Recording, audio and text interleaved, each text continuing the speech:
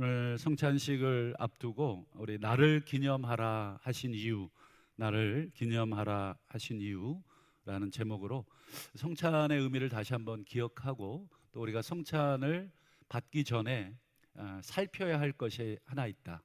뭘 살펴야 되는가? 우리 결론에서 그 부분을 함께 나눈 후에 우리가 성찬식을 거행하도록 하겠습니다. 인생에서 참 중요한 것들이 많죠. 우리 성도님들은 어떤 날 제일 중요하십니까? 아마 너무 많아서 결혼기념일도 있겠고, 또 어떤 분은 또 군 제대한 날 그렇게 또 중요하게 여기시는 분도 계시고, 아직까지 군번을 외우고 계시는 또 여러 가지 기념일이 많겠지만, 여러분 미국의 문학의 아버지라고 불리우는 허클베리 핀, 톰 소요의 모험, 다들 한 100번쯤은 읽어보신 그 소설이 있는데, 그 소설의 이 작가가 마크 트웨인이라고 하는 유명한 미국의 이제 문학의 대부죠. 이제 그분이 이런 말을 합니다. 인생에서 가장 중요한 날 두 개가 있다. 첫 번째는 당신이 태어난 날이다. 내가 태어난 날이 제일 중요하겠죠. 지금 내가 살고 있는 모든 것이 의미가 있으려면 일단 태어나야 되겠죠. 두 번째가 있습니다. 내가 왜 태어났는지를 발견한 날이다. 그냥 단순히 태어났다고 중요한 게 아니라, 진짜 중요한 것은 내가 왜 태어났고 내가 왜 살아야 되는지, 그 인생의 의미 그리고 목적을 깨달아야 된다. 아마 이 태어난 날, 한마디로 앞에는 육으로 태어났다면 뒤에 태어난 거는 거듭남이 되겠죠. 깨달음. 정말 인생이 이런 거구나. 어떻게 살아야 되는구나 라고 하는, 어쨌든 이 인생에 있어서 중요한 날 두 개, 생일 그리고 내가 왜 태어났는지를 깨달은 날. 여러분들에게도 아마 이 두 개가 다 있으셔야 인생이 허무하지 않습니다. 허무를 극복하는 방법은 내가 왜 태어났고 지금 하는 일이 무슨 의미가 있는지를 끊임없이 우리 하나님께, 우리 신에게 계속해서 질문을 던지고 말씀 속에서 그 답을 찾아야 우리 인생이 허무하지 않아요. 우리 중년의 이 아버지들이 허무한 이유, 직장을 은퇴하고 허무한 이유 중에 하나가 그저 아무 생각 없이 그저 이렇게 직장 생활하고 이렇게 달려오다 보니까 내가 왜 살았지? 이런 생각을 한 번도 안 해보고 달려왔기 때문이 아닌가. 그래서 우리 은퇴 이후의 삶이 의미가 있으려면 내 삶의 목적을 다시 한번 바르게 세워야 되겠다. 그래서 우리 생일이 참 중요한 날이다. 그래서 아마 생일날 되면은 이 소중한 친구들이나 또 가족들과 함께 이렇게 축하 기념 파티하죠. 그래서 촛불 꽂아놓고 그렇습니다. 내일이 우리 장모님 생일이라 저희가 또 서울에 올라가야 됩니다. 참 그만큼 누군가의 생신은 중요하잖아요. 그런 면에서 아마 우리 성도님들도 이 태어난 날, 근데 이상한 게 있어요. 성경에 보면 우리 인간들은 태어난 날을 중요하게 여기고 그날 근사한 데도 예약하고 또 선물도 주고받고 때로는 여행도 가고, 우리에게는 생일을 굉장히 의미 있게 여기는데 이상한 게 있어요. 그게 뭐냐면, 어릴 때부터 이상했는데 우리가 매년 예수님 생일을 챙겨드리잖아요. 매년 성탄절 예수님 생일을 챙겨드리는데 성경에 보면 한 번도 예수님이 얘들아 내 생일 좀 챙겨라 이렇게 말씀하신 것이 한 곳도 없다. 물론 말씀 안 해도 우리가 알아서 챙겨드린다 이렇게 생각하실 수도 있겠지만, 여러분 예수님이 나 태어난 날 중요한 날이야, 너희들 매년 잊지 말고 다 모여서 나를 기념해, 이렇게 명령하신 적이 한 번도 없다. 근데 딱 하나 예수님이 나 잊지 말고 기억해 라고 하신 게 있어요. 그게 뭐죠? 그렇죠. 오늘 우리가 읽은 내용 중에 있습니다. 우리 한번 본문 19절을 다시 한번 볼까요? 자, 같이 한번 읽어주시죠. 시작. 너희가 이를 행하여 나를 기념하라. 이 기념하라는 말은 기억해라 이런 뜻이겠죠. 이것을 행하여 나를 기념해라. 이게 뭐죠? 이거 행하여. 이게 바로 우리 성경에 나오는 유월절 바로 전날 함께 먹는 유월절 식사입니다.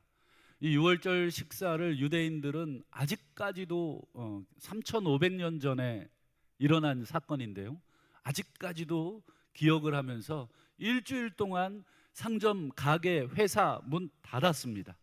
일주일 동안 이 유월절을 지키고 모여서 춤을 추고 같이 초대해서 그때는 낯선 사람, 모르는 사람 아무 의미가 없어요. 지나가다가 오라 그러고, 또 지나가다가 음식 차려져 있는데 그러면 그냥 갖다 앉아도 누가 너 누구냐 이렇게 쳐다보지 않아요. 이날은 우리가 구원받은 우리 한 백성이라는 그 의식을 계속 공유하는 것입니다. 여러분, 이스라엘 민족이 전 세계적으로 이 아주 단합이 1등이잖아요. 1등. 그런 것이 전부 이런 절기, 이런 기념일을 이들은 아주 기가 막히게 지킵니다. 좌우간 여러분이 이를 행하여 나를 기념하라 할 때 이 유월절 식사입니다. 유월절 전날 먹는 이 식사를 먹을 때마다 나를 기념해라. 여러분, 근데 이상하죠? 여러분, 유월절 식사는 여러분 예수님을 기념하는 날이 아닙니다. 여러분, 유월절 식사는 누구를 기념하는, 무엇을 기념하는 날이죠? 여러분, 출애굽기 한번 13장을 한번 볼까요? 출애굽기 13장 같이 한번 읽어주시죠. 시작. 너희는 애굽 곧 종되었던 집에서 나온 그 날을 기념하여. 유월절 전날 먹는 이 식사는 나를 기념하는 날, 예수님을 기념하는 날이 아니라 무엇을 기념합니까?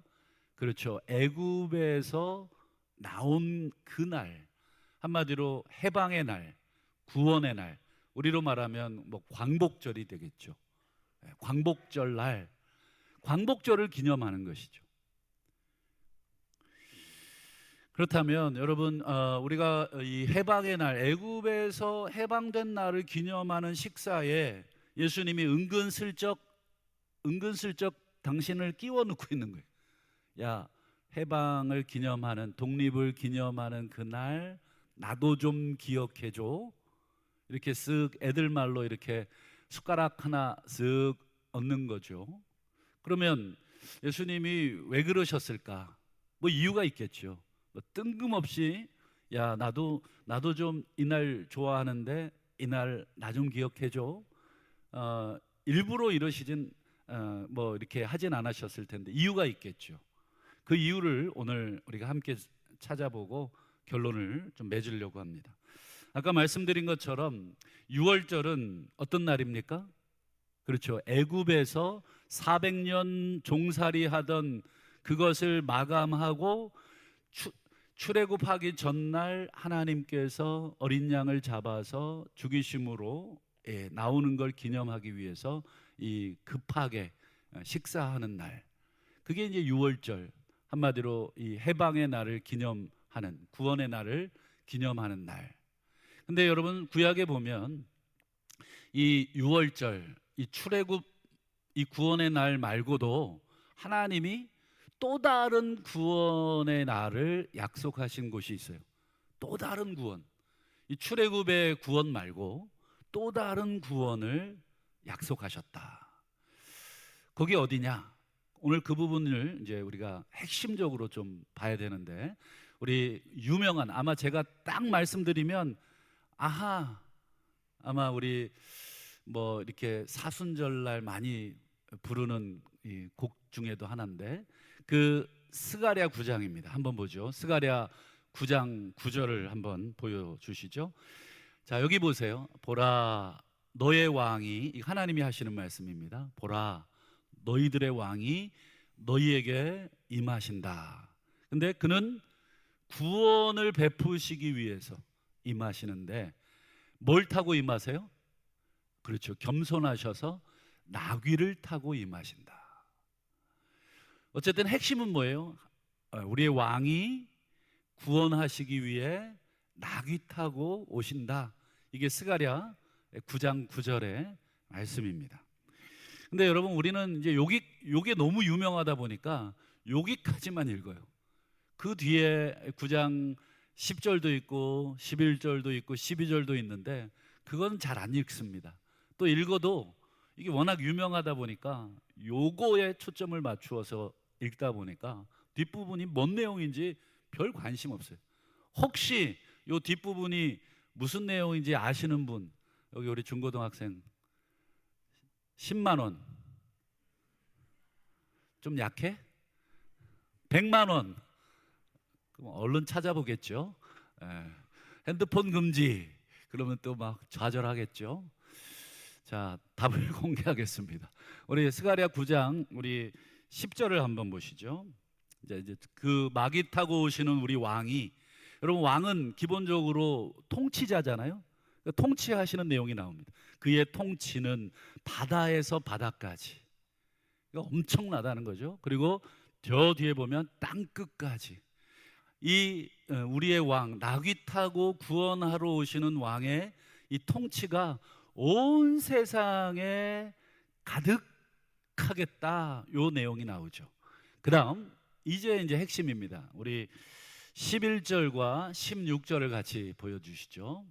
자, 여기 보면 여러분, 온 세상을 통치하시는데, 구원하시는데, 여러분 보통 이 통치자, 구원자 이런 분들은 뭘 가지고 통치하고 뭘 가지고 구원하십니까?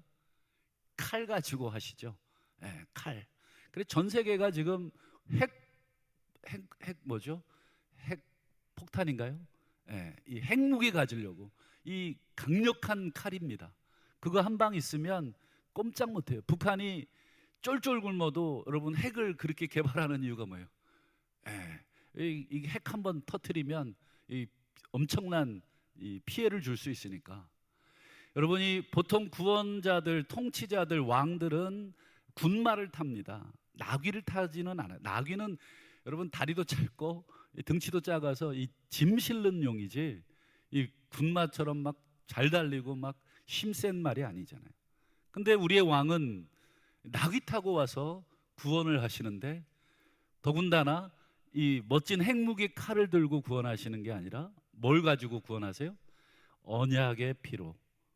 언약의 피로 16절 끝에 보세요. 그들을 구원하신다. 피로 구원을 하신다. 약속된 피를 흘리심으로 구원하셔서 그분의 통치가 땅끝까지 이르게 할 것이다. 이게 스가랴 9장 9절부터 16절까지 예고된 하나님이 보내실 우리의 왕. 여러분, 여기까지 딱 읽으시면 누구 생각나세요? 그렇죠. 우리가 이제 잘 알고 있는 그분이 생각이 나셔야 되죠. 여러분, 마태복음 26장 28절을 한번 보여드릴게요. 이게 이제 우리 오늘 읽으신 본문하고 같은 배경의 내용입니다. 오늘 본문도 마찬가지지만 마태복음이 조금 더 스가랴 이 말씀과 흡사한 내용들이 있어서 마태복음을 보여드립니다. 여기 보면 예수님이 6월절 식사 자리에서 하신 말씀이죠. 받아 먹으라. 그 다음에요, 이것은 죄 사함을 얻게 하려고 많은 사람을 위하여 흘리는 바 내 피, 곧 언약의 피. 여기도 보면 죄 사함, 그 다음에요 뭐 위하여, 이거 이제 구원이겠죠. 그 다음에 언약의 피. 여러분, 요 핵심 단어들이 전부 다 나오고 있는데, 요게 전부 구약의 스가랴서에 나오는 하나님이 보내실 왕, 그 왕이 너희에게 임하시는데 나귀 타고 오셔서 피를 흘려서 백성을 구원하시고 그리고 땅끝까지 그분이 다스리게 되실 것이다 라고 하는 그 스가랴 9장의 말씀을 그대로.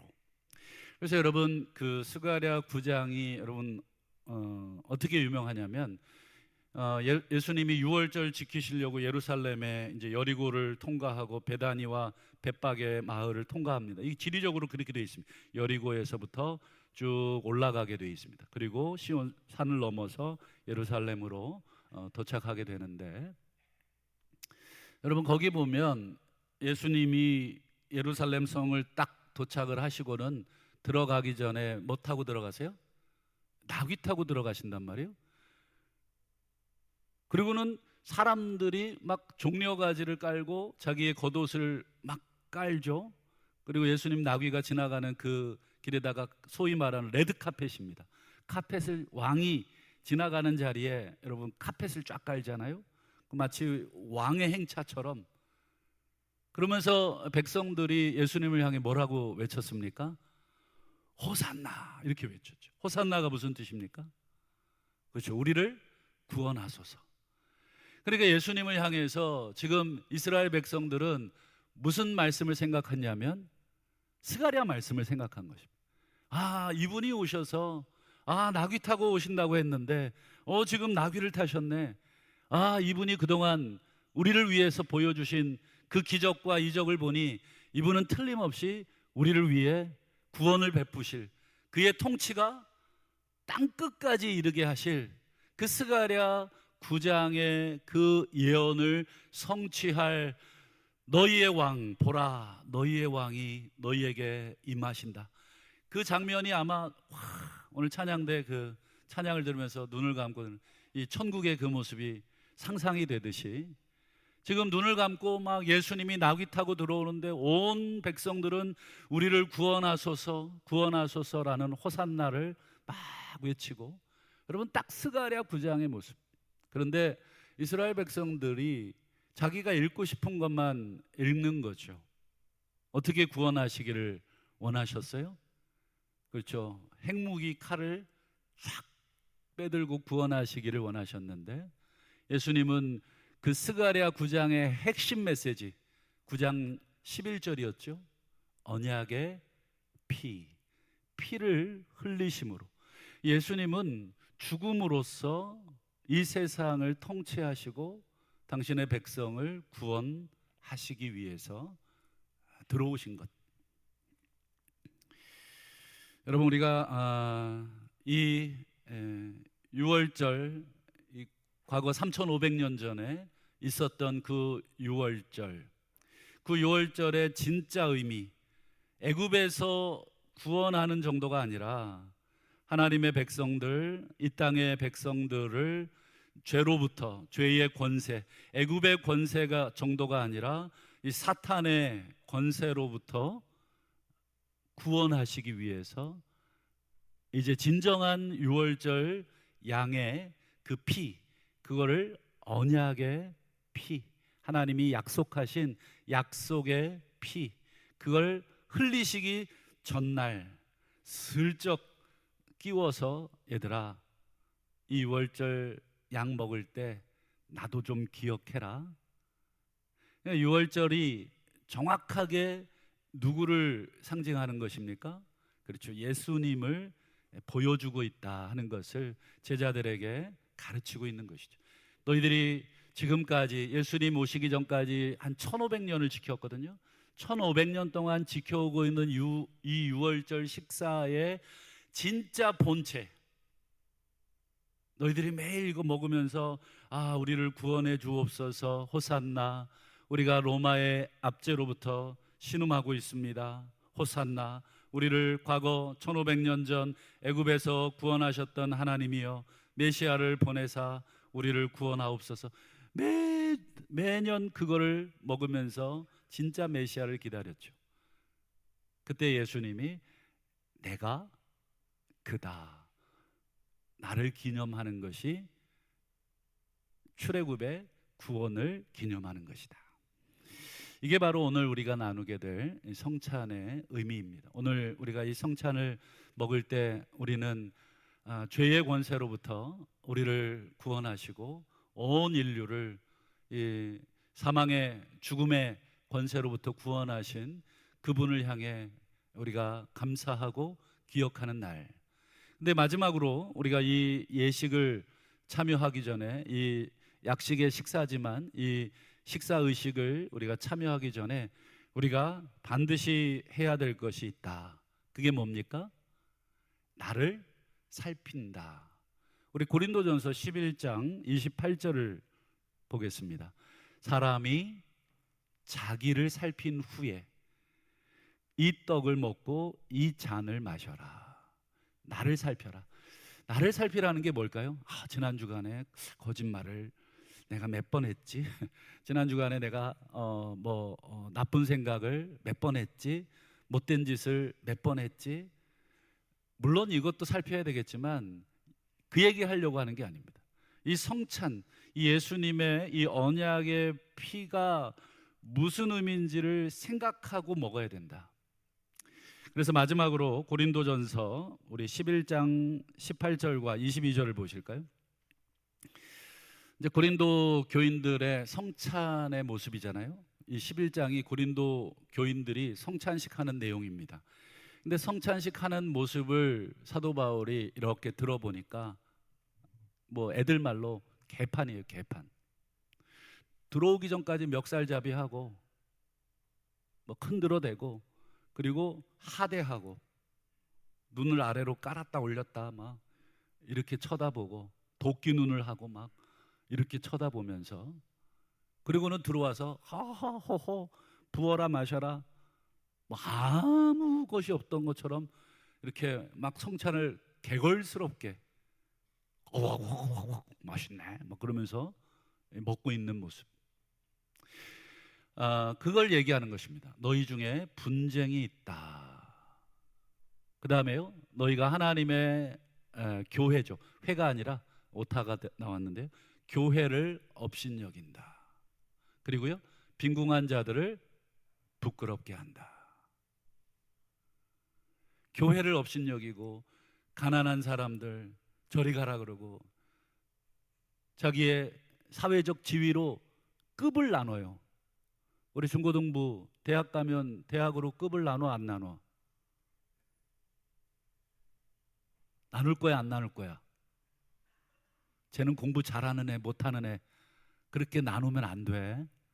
그건 하나님의 교회를 겁나게 무시하는 일이고 공부 못하는 친구들을 부끄럽게 하는 일이에요. 공부 잘하는 게 다가 아니잖아요, 그렇죠? 공부 잘할 수도 있고 공부 못할 수도 있고 운동 잘할 수도 있고 운동 못할 수도 있고 노래 잘할 수도 있고 노래 못할 수도 있고. 여러분, 그걸 가지고 우리가 서로 판단하고 업신여기면서 그리고 패거리를 나눠가지고 너는 누구 라인이야? 여러분, 라인 따라서 봉사하는 분들이 있죠. 저 장로가 위원장 하면 난 절대 안 해. 회개하라. 여러분, 우리는 하나님의 교회를 섬기는 거지 목사를 섬기고 장로를 섬기고 그러시는 게 아니지 않습니까? 그런 면에서 분쟁이 없을 수가 없는 교회였어요. 지금 사도 바울이 가만 보니까 성찬 앉혀놓고 막 멱살잡이하고 하대하고 막 교회 질서도 없고 막 서로 잘났다 그러고 배고픈 사람 먼저 먹고 있고 늦게 온 사람 막 남은 음식 먹든지 말든지 너무 멸시하고 무시하고 업신여기고 정말 자존심을 박박 긁어놓고. 여러분, 나를 살피라는 것은 전부 다 뭐예요?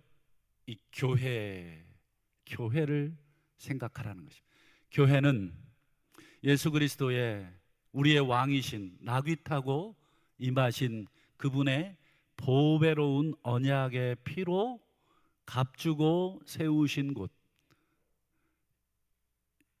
빈부격차, 학력, 소득, 생김새, 직업, 이 모든 것을 초월해서 우리 하나님께서 피 주고 핏값으로 사셔서 세우신 교회, 그 교회에 우리가 함께 모여서 식사하는 것은 세상 사람들 눈에는 있을 수 없는, 그래서 초대교회 1세기의 교회가 이 로마 사회에 이상한 집단으로 여겨졌어요.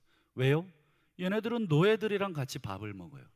여러분, 노예들이랑 밥을 먹을 수 없던 시절입니다. 우리나라도 조선시대에 양반하고 쌍놈하고 겸상을 어떻게 합니까? 그런데 얘네들은 노예랑 같이 형제라 그러고 같이 밥 먹고 같이 사랑한다 그러고 이상한 애들입니다. 이상한. 근데 여러분, 주님이 그렇게 해놓으신 거를 오늘 21세기의 우리 교회는 다시 다 분파를 만들고 같이 밥 먹는 사람 따로 있고 같이 노는 사람 따로 있고, 이렇게 되면 여러분 이 성찬을 참여하지 않는 것이 좋습니다. 바울은 지금 그 얘기를 하는 것입니다. 너희가 그리스도의 몸에 죄를 짓는 것이다. 우리 주님은 그거 다 무너뜨려 놓으셨는데 너희들은 다시 그 바벨탑 쌓아놓고 너희들의 기준 쌓아놓고 너희들끼리 평가르고 너희들끼리 하하호호 하면서 밥 먹으면서 우리 서로 사랑한다 그러고 우리 서로 사랑하자고 하고, 이것은 그리스도께 죄를 짓는 것이다. 바라기는 말씀을 맺겠습니다. 오늘 우리가 이 성찬의 의미, 스가랴 9장에 하나님이 또 다른 구원, 출애굽의 구원 말고 진정한 사탄의 죽음의 권세로부터의 구원을 이루실 왕, 그 왕은 겸손하셔서 나귀 타고 이 땅에 오셨고 자신의 피를 쏟아내셔서 교회를 세우시고 성도들을 세우셨습니다. 이 세상은 가진 것과 배운 것으로 줄을 세우고 기준을 정하지만 우리 주님의 몸된 공동체는 그런 기준으로 사람들에게 대우하지 않는다라는 것을 다시 한번 살피시고, 오늘 이 떡과 이 잔에 참여할 때 주님, 우리는 예수 안에서 모든 기준을 초월해서 하나입니다. 이렇게 다시 한번 결단하시고 잡수시는 우리 복된 우리 성찬의 성도들이 다 되시기를 주님의 이름으로 축원합니다.